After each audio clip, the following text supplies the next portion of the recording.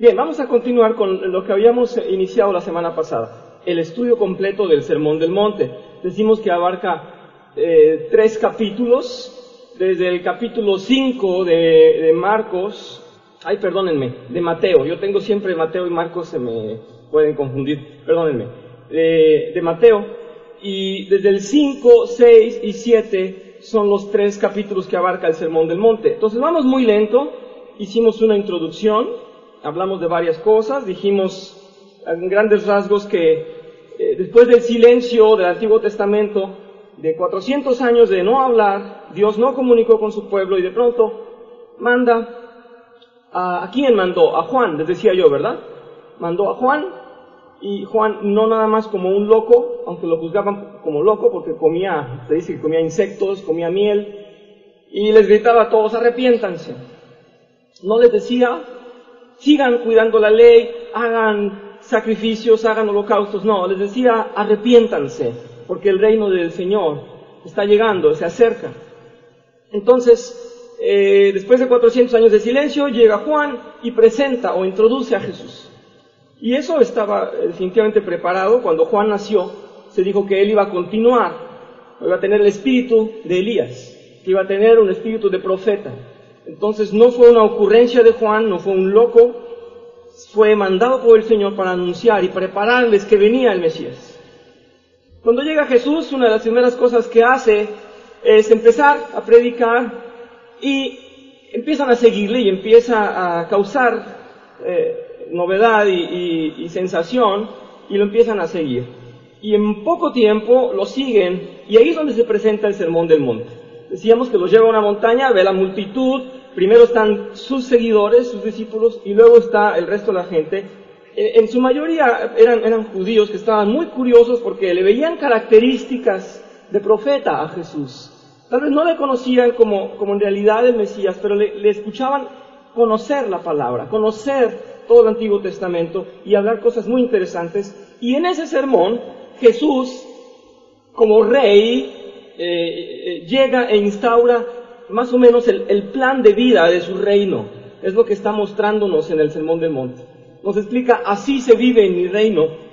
Y los judíos se decepcionan porque dicen, esperábamos un rey y esperábamos un poderoso que acabara con los romanos y queremos ver el reino en esta tierra. Y él dice, no, les vengo a decir cómo se vive en el reino celestial. Y les cambia todo el plan. Dicen, no, la justicia y todo lo que ustedes están esperando ver va a estar en el reino celestial.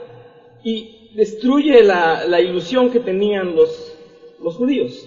Por otra parte, los gentiles, ellos no tenían esta esperanza, pero le seguían porque veían vida y amor y luz en sus palabras, y les ilusiona saber que hay un reino en el cielo a los gentiles, porque ellos no esperaban ninguna otra promesa, no esperaban ni siquiera ser parte de ese reino. Entonces, bueno, dijimos algunas cosas respecto al Sermón del Monte que vamos a ir viendo muy poco a poco. En este caso estoy hablando de las bienaventuranzas y poco a poco vamos a abordarlas de manera particular, pero vamos a hacer también un análisis de las bienaventuranzas exclusivamente, no de los consejos que vienen después, el matrimonio, el divorcio, la sal, la luz. Esos temas los vamos a ver un poco después. Primero empecemos a ver directamente las bienaventuranzas. Les voy a leer mi versión, Mateo 5, versículos del 3 al 12. Bueno, ya sabemos que inicia ese capítulo diciendo, Jesús vio a las multitudes y subió a la ladera y ahí empezó a hablar con ellos. Desde el versículo 3 dice, dichosos los pobres en espíritu, porque el reino de los cielos les pertenece. Y dichosos los que lloran, porque serán consolados. Dichosos los humildes, porque recibirán la tierra como herencia. Dichosos los que tienen hambre y sed de justicia, porque serán saciados. Dichosos los compasivos, porque serán tratados con compasión. Dichosos los de corazón limpio, porque ellos verán a Dios. Dichosos los que trabajan por la paz, porque serán llamados hijos de Dios.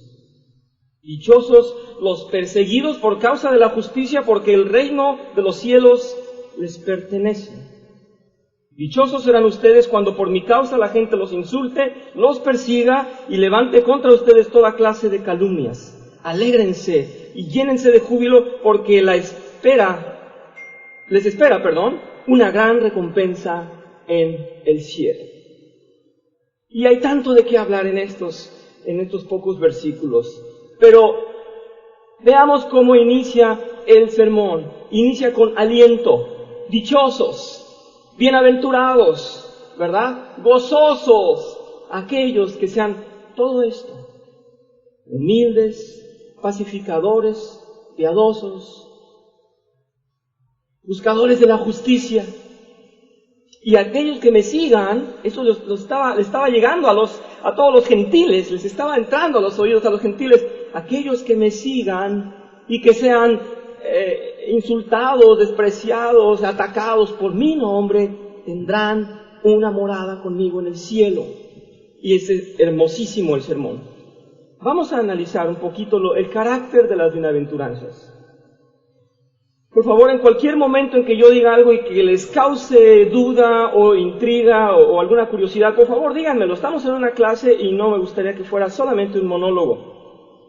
Voy a leer lo que puse en el texto para ustedes. Y dice, lo que importa no es cuántas aventuranzas hay, sino que tengamos una idea bien clara de lo que significan.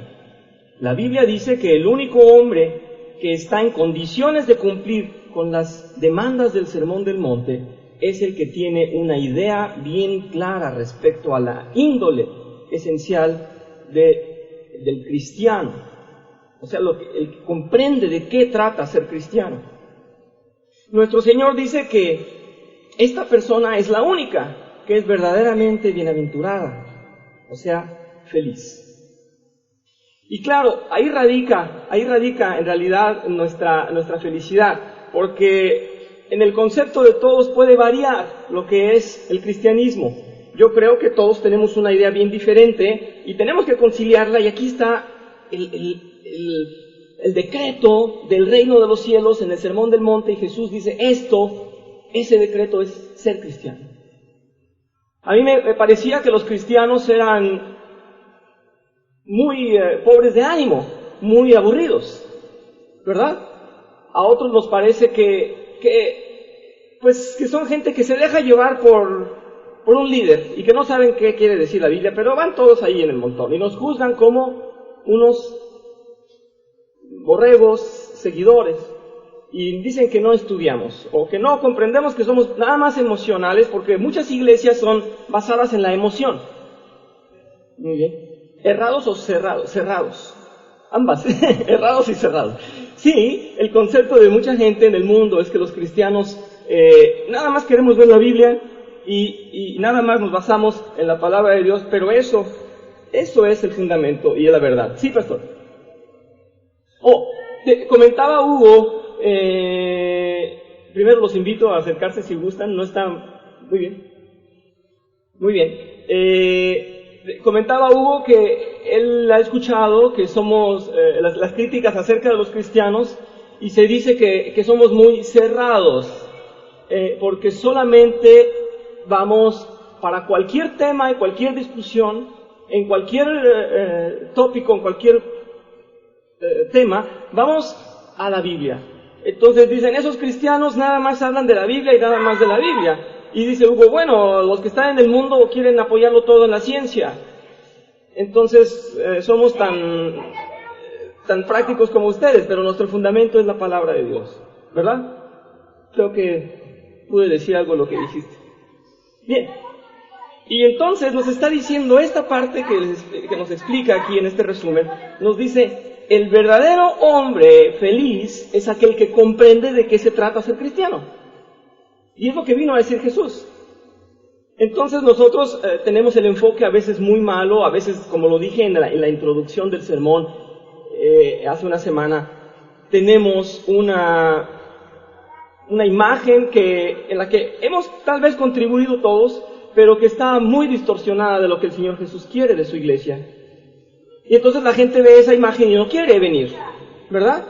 De pronto, en algunas iglesias parece que fuéramos un club y nada más nosotros, y no compartimos. O en algunas iglesias es mucho servicio y poco estudio.